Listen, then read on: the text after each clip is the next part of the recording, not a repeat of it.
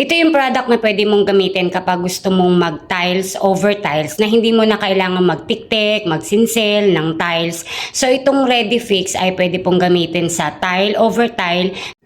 So, pwede mo po siyang gamitin sa ipandikit sa mga Pisum board, sa mga gypsum board, sa wood, sa natural stone, at sa metal. And then, ang coverage area po ng isang galon ay 8 square meters. Pero, depende po sa consumption nyo. Depende kung anong size po ng tiles nyo at sa thickness ng ilalagay nyo po. So, ang kanyang dilution, pwede po sa isang galon ay hahaluan nyo po siya ng isang galon din na tubig. And then, meron siyang isang bag na adhesive. Kung interested po kayo sa ganitong product, click the yellow bag and follow for more construction tips and hacks. God bless!